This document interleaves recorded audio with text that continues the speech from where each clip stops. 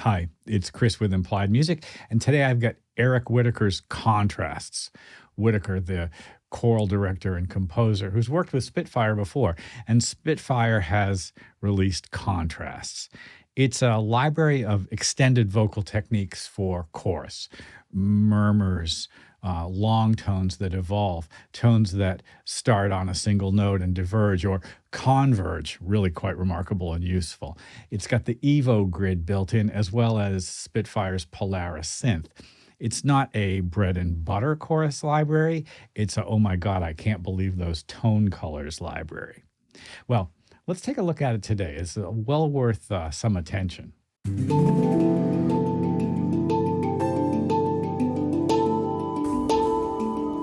Of course, my question is, can I make something out of this?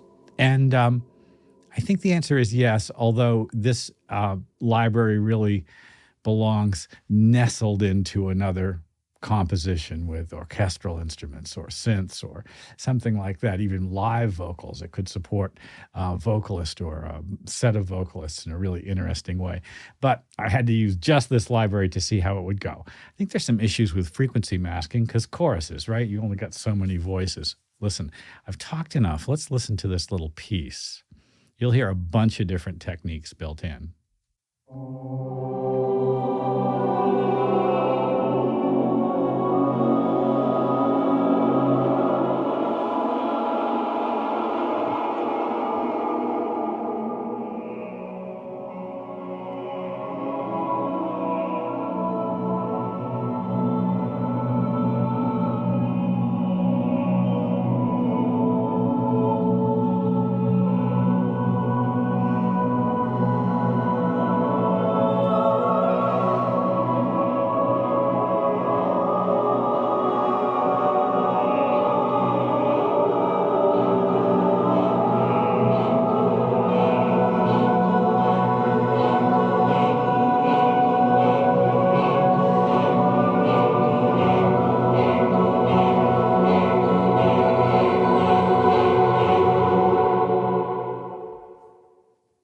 So Whitacre's own walkthrough of this over on the Spitfire website is well worth taking a look at.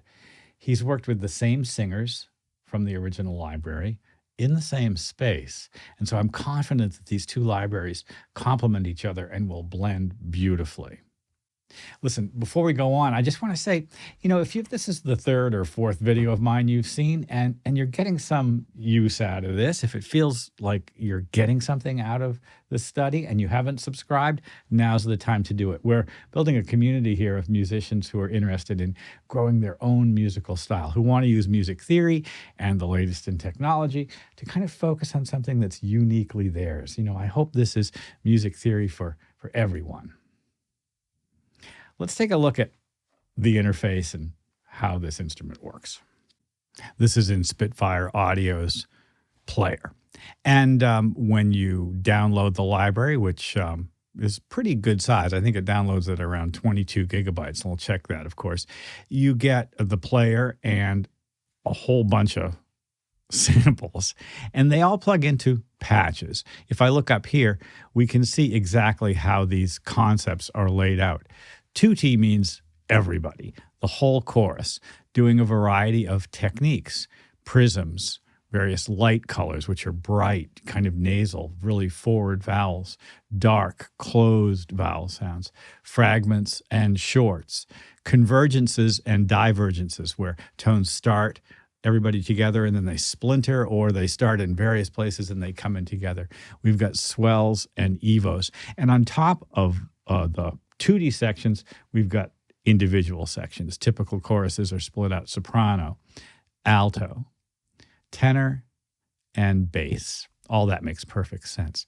Up at the top of the player, you can see we can choose the mode. Standard is the player we're looking at right now, and it's just play the chorus. And then we also have the synth engine, which is the very capable Polaris Synth engine, which allows us to load two separate sample sets, work with them, add effects, add filters, do thickening with cloning, add a sort of a LFO sequencing plugin. It's all pretty powerful.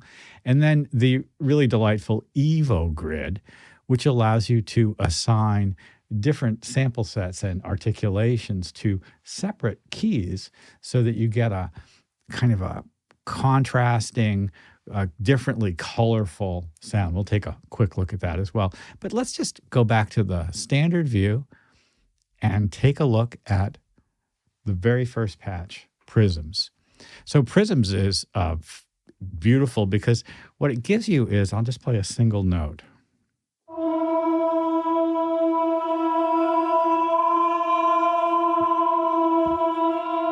You hear the chorus come in singing the note, and then some fraction of them diverge, go up a minor second, and then down again. Minor seconds may not be that useful. Here's the major second version of the same thing.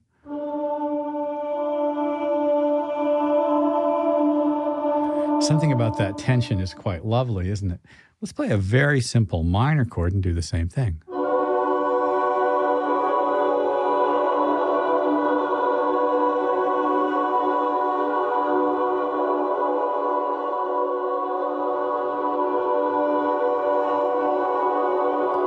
That tension is really, really lovely. It's expressive and very well tuned.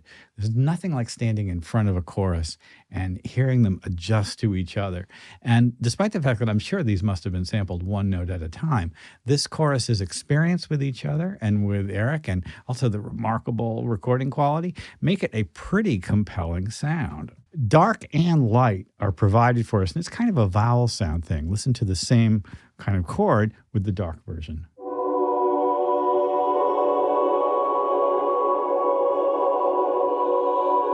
You get the idea, I hope.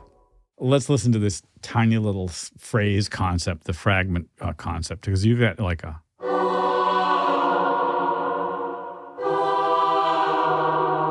really nice effect. The scale mode is an interesting one because depending on how hard you hit the note, what the velocity of the note is, you'll get a sort of a different effect.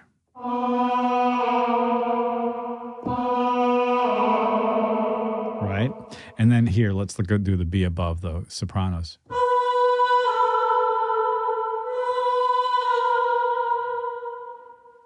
All these fragments kind of creating new chords. I think with something like this, you're going to have to roll with the punches. In other words, you can't count on just getting a chord progression out of this. You're going to get a vocal texture that's evocative, and it may influence your composing.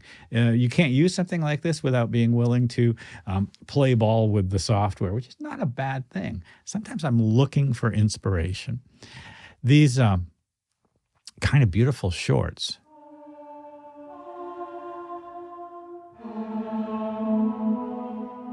are pretty compelling. Like, you could definitely play chords with this.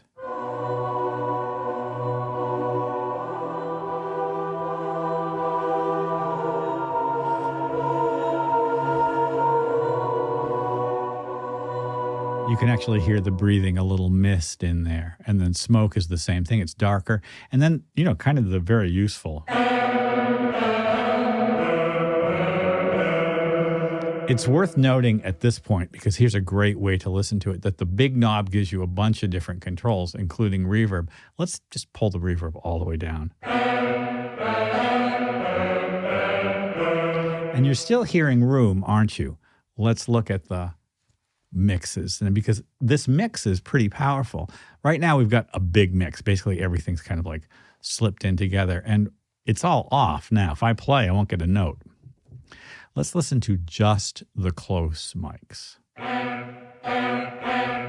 You're right in the faces of the singers.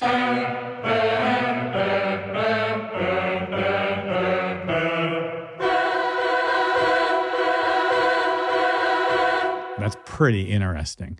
And we can actually go even further and zero in on just the altos or tenors, which is crazy. That's just so, or basses, right there they are, which is kind of crazy. Here's a sound that I just think is beautiful.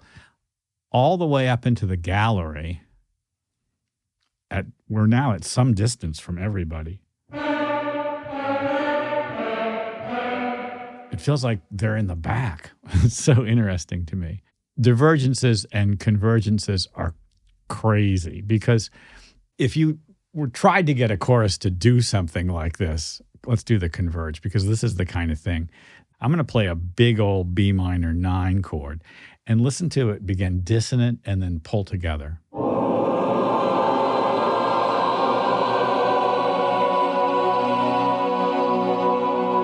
It's this neat sort of THX kind of the audience's listening quality, right?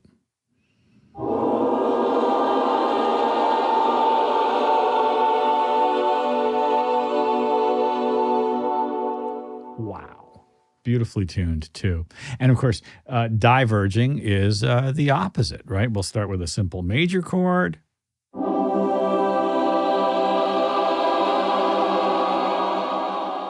Listen, I want to give you a chance to hear the Evos and the Polaris Synth as well. The Polaris Synth is a pretty powerful synth. We've got presets from Spitfire's team. Let's pick one. Ghost Town.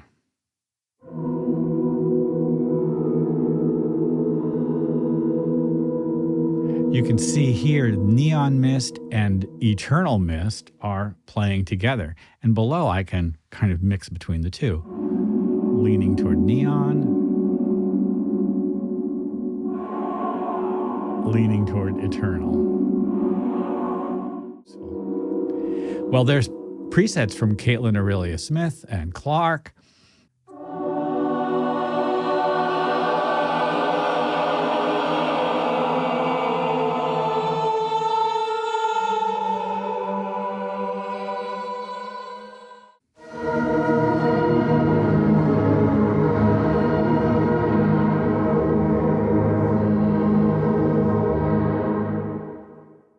Let's hop over to the Evo Grid. This may be familiar from other Spitfire synths as well. And I think the most fun to have with this is the Feeling Lucky button. Each note can have, or each sort of range of notes, can have different articulations assigned to it. We're sort of spread across. So if I play a big chord, I'll get different Evos on each range.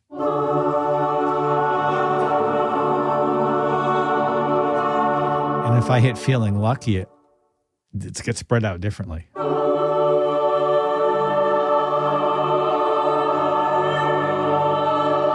One more time.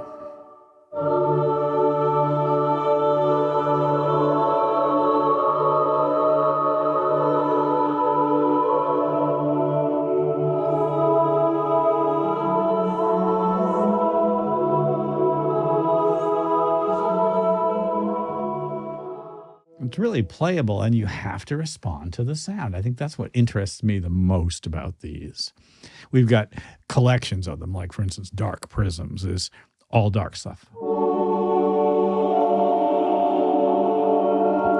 The notes changing, very interesting. That half-step sound is very intense. And by the same token, Light Prisms. If I ever want to change any of these, I can just reassign them. So I think the challenge for an instrument like this is how is it going to integrate into my workflow or yours? And almost no one will make music exclusively with this synth, right? It's going to sit in your template. It's going to add color and vitality, hopefully a kind of quality of expressiveness that we get with choruses. Choruses have the ability to be the most expressive kind of instrument we have available to us, the human voice. Boom, right? And yet, the level of expression is constrained by what's available to us in terms of the articulations, right?